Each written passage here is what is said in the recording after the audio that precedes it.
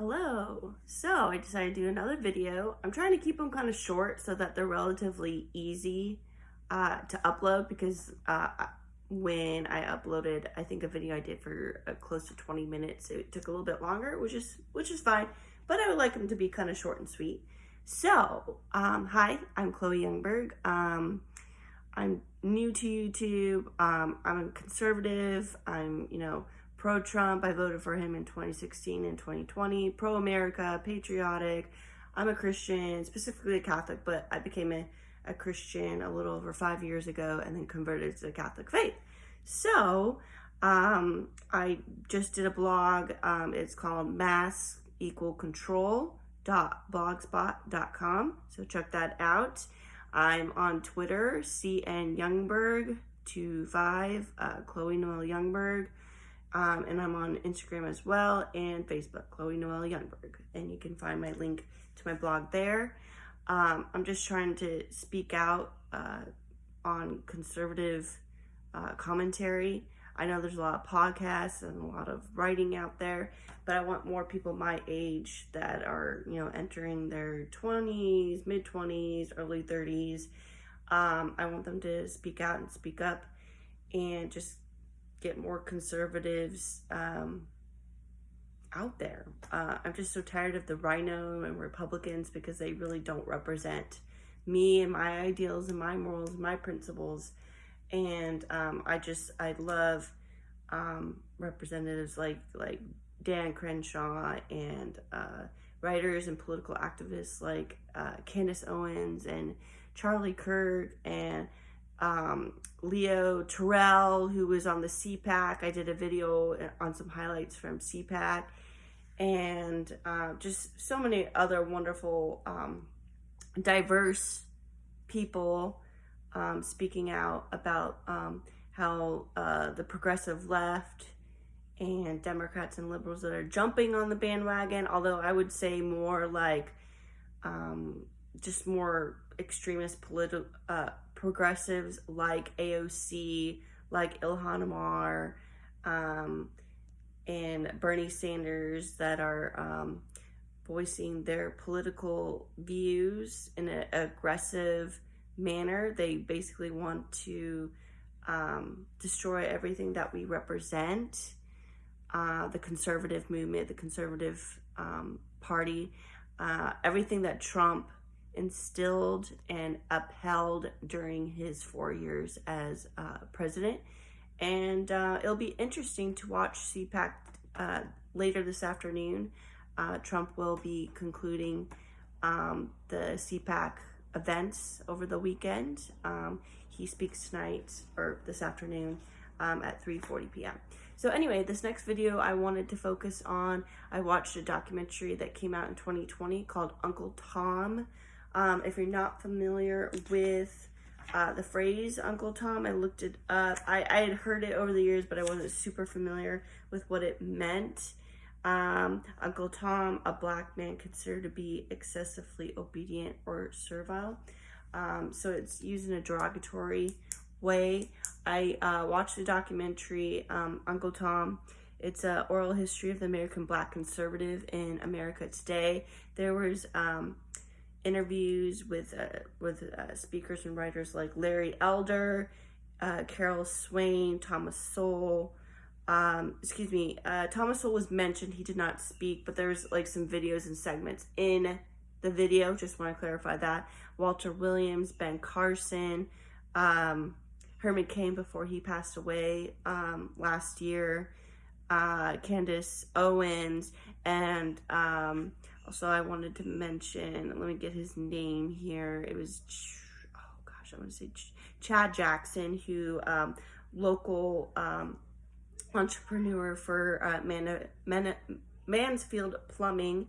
So just all these young, I should say various ages, black conservatives, their perspectives and viewpoints on being a black conservative in modern day America today.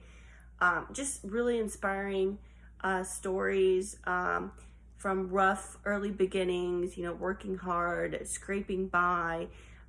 They would talk about their backgrounds with, their ancestry, where some of their either it would be grandparents or great grandparents that did um, not go through, were slaves, or there was some sort of background with slavery.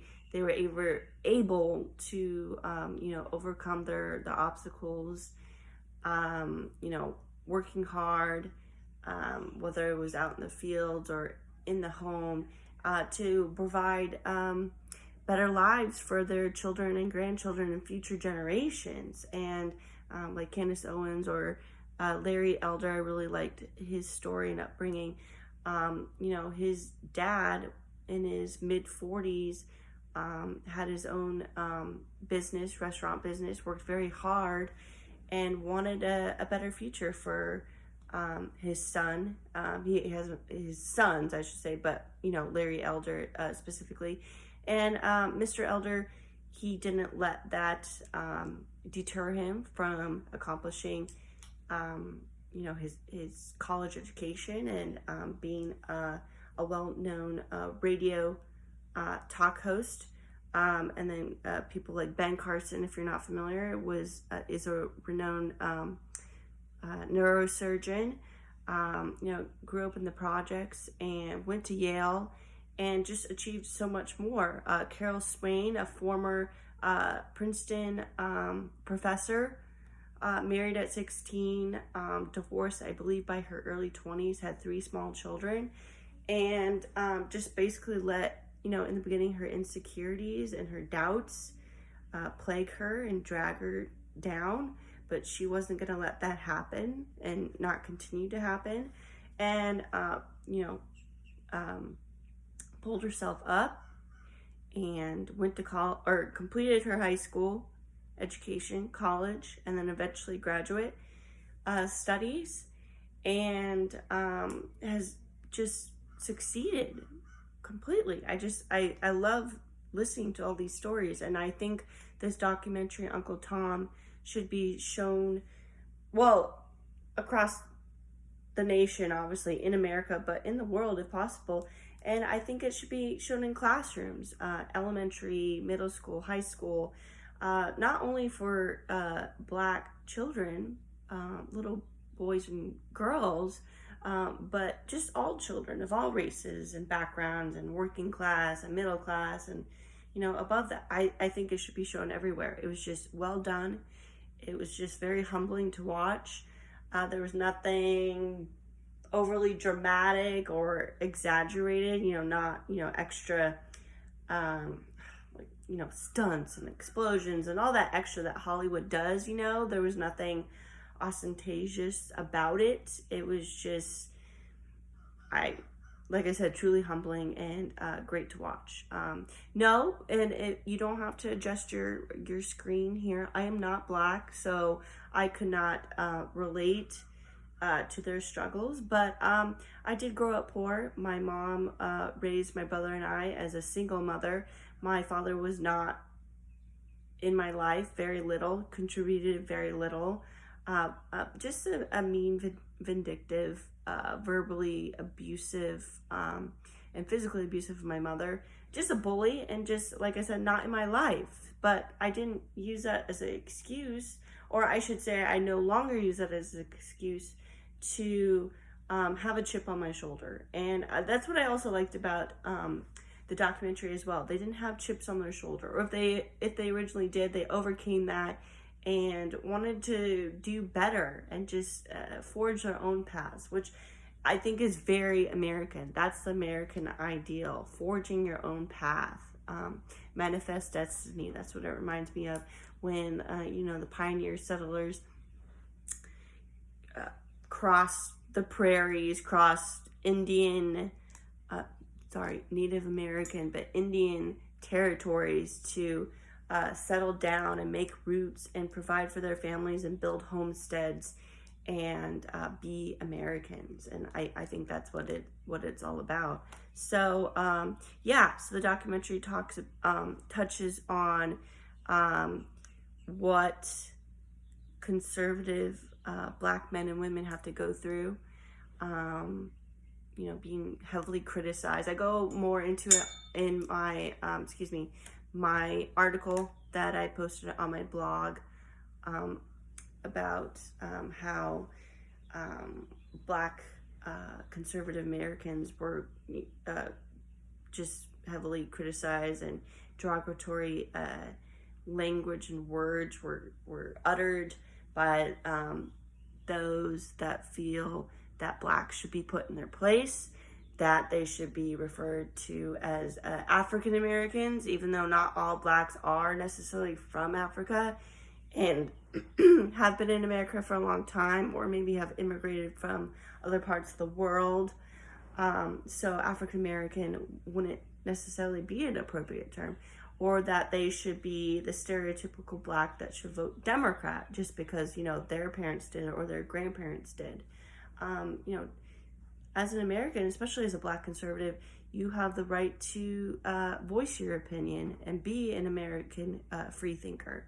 That's what it's all about, and that's what I love about this country, and that's what they emphasize in the film as well, and basically what it means to them. So I loved it, and also when it starts out too, a lot of young Black boys especially, and Black men, or just Black children in general growing up, didn't have a lot of heroes to look up to. Their heroes they would consider rap stars or celebrities, or Black athletes, which nothing necessarily wrong with that, but I think there's a lot more role models out there, and that's why I think Black History Month not only should just be designated to a month, but I think it should be celebrated, as Leo Terrell said at the CPAC. I think Black History Month should be celebrated every single day,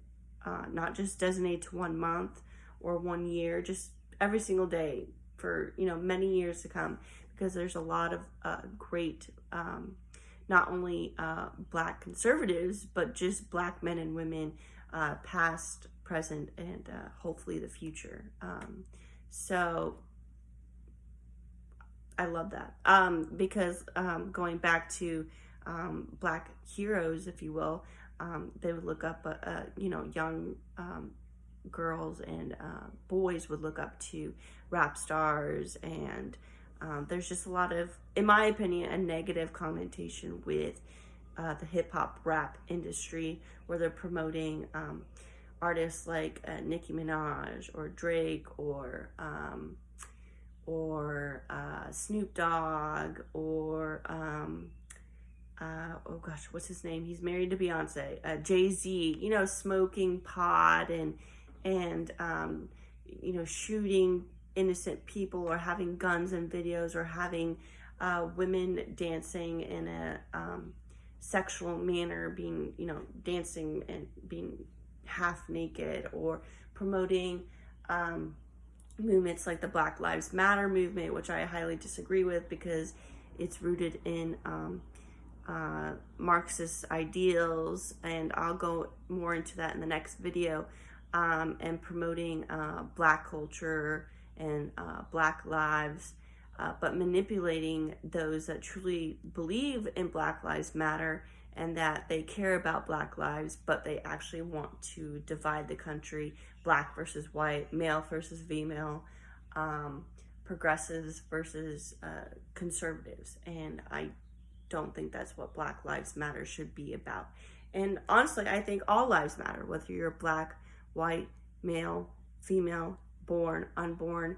And I got so much criticism for that. They're like, how could you, a white privileged girl, say something like that? And I have every right to say it, and I think I could say it politely, and I don't need to be rude about it. And I'm going to speak more about that, because like I said, I think all lives matter. And I honestly think that the Black people here in America have been highly manipulated by the Democrat Party and progressive lefts, and I think a lot of American Blacks should speak up and speak out, and use your own brain, do your own research, think for yourselves. That's what it that's what you should do. Because I like to consider myself a somewhat intelligent individual. I'm a woman, and I am privileged, but a lot of people my age are privileged. As Americans, we are all privileged, no matter where we come from, and I don't think there's anything wrong with that. A lot of families have TVs in their home, have cars, have cell phones, and all these high-tech products. There's nothing wrong with that. There's nothing wrong with wanting to do more and do better. So I don't have a problem with that. So I like to I'm just going to switch gears real quick. And since we are concluding Black History Month, today's the last day for February. I like to do like a little local segment. I live in South Carolina. Just moved here from communist California. So I'm here in South Carolina, and I like to do a little local news because I live on Daniel Island. So I came across an article in the Daniel Island News. It's called, it's titled, Chef B.J. Dennis Serves Up Culture Through Food. And this is in memory of Black History Month. I did a little segment on that last week, but I actually did like this article because the chef B.J. Dennis, Chef Dennis, Dennis started in the food industry as a dishwasher at Hyman's Seafood in downtown Charleston. He later would work as a busboy, food expeditor, sorry if I can read, and line cook before moving up the ranks at some of the Holy City's most acclaimed restaurants. So he worked his way up. He learned a lot of these recipes from family recipes from their Gula Chi cooking. I'm sorry if I mispronounced that. So a lot of his cuisine is centered on that, and just kind of his family history. Let's see, it says Dennis hopes to one day have a series of his own brick and mortar establishments, maybe even one in the Clements Ferry Road area that represents Gula Chi cuisine. Sorry again if I'm butchering that. With each dish he prepares, he reflects on his own past and the way his ancestors lived off the land and sea.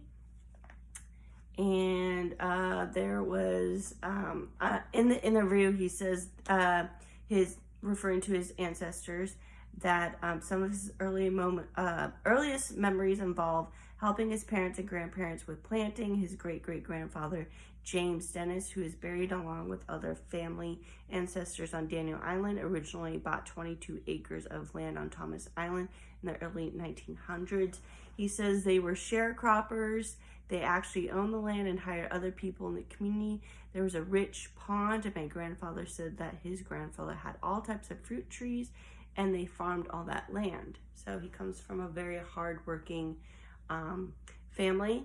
And I like how he concludes, I call it culture through food. The food is just the catalyst for everything else, the history, the knowledge, and the people behind it.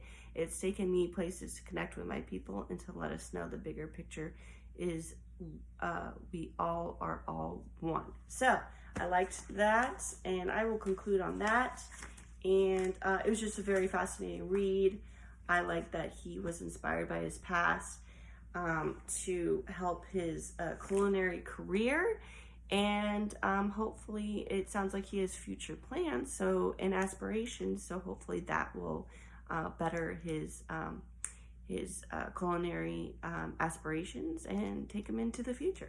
Okay, well, I will conclude this video. I went a little over than I wanted to, but let me know what you think. Comments, questions, let me know. Thank you, and God bless.